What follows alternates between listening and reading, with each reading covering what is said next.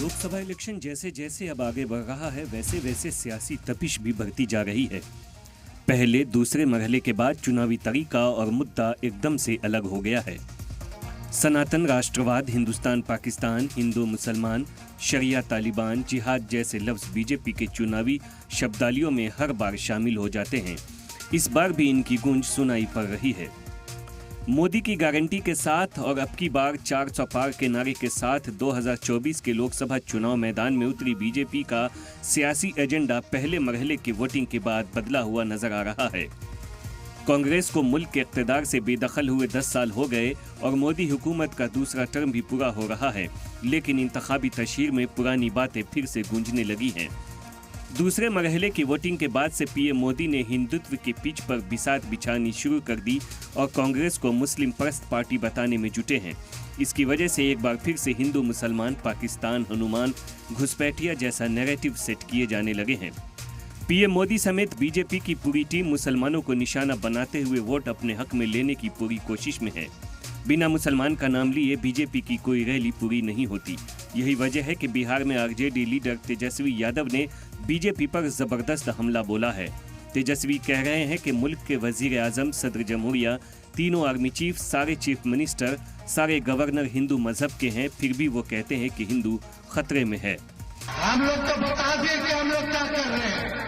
मोदी जी 8-10 बार आगे बिहार सुन लो कि क्या कह रहे हो, क्या बोला, क्या देंगे, कुछ नहीं। हिंदू मुस्लिम खतरा है रे सनातनी के।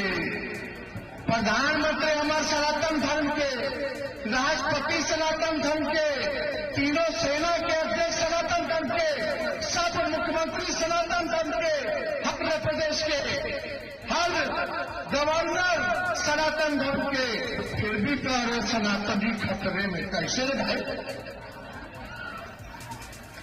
अरे सब ठग लोग हैं। ये लोग समाज को बांट करके राज करना चाहता है, इसलिए उनके झांसे में नहीं आ रहा है। बीजेपी का मतलब है बड़का झूठा पार्टी। इस वक्त पीएम मोदी लोकसभा इंतखाबी तशहीर के दौरान बार बार हिंदू मुस्लिम को लेकर कई तरह की बयानबाजी कर रहे हैं। मुस्लिम, मुगल, मछली, मंगलसूत्र जैसे मुद्दे उछालते हुए अपोजिशन को निशाने पर ले रहे हैं। इतना ही नहीं, बीजेपी के लीडर भी अपोजिशन पार्टियों को इन्हीं मुद्दों के आसपास रखकर घेर रहे हैं। वजीर दाखिला अमित शाह ने औरंगाबाद में इसी तर्ज पर कहा है कि ये इंडी अलायंस एक तरह से औरंगजेब फैन क्लब बन गया है। अब आपको तय करना है कि मोदी जी के साथ जाना है या औरंगजेब फैन क्लब के साथ जाना है। बीजेपी के इस चुनावी कैंपेन पर हमला बोलते हुए तेजस्वी ने अब पीएम मोदी को निशाने पर लिया है। तेजस्वी ने हिंदुओं को नहीं बल्कि पीएम मोदी की कुर्सी पर खतरा बताया है। तेजस्वी ने इल्जाम लगाया कि हिंदुओं को खतरे में रहने की बातें कहकर पीएम मोदी और बीजेपी मुल्क में नौकरी, सेहत, महंगाई, बेरोजगारी जैसे मुद्दे से लोगों का ध्यान भटका रही है। वहीं दूसरी जानिब हैदराबाद के एमपी और एआईएमआईएम चीफ असदुद्दीन ओवैसी ने बीजेपी पर निशाना साधा है। इस बार उन्होंने मुसलमानों के हालात पर फिक्र जताई और हिटलर के दौर का हवाला दे दिया है।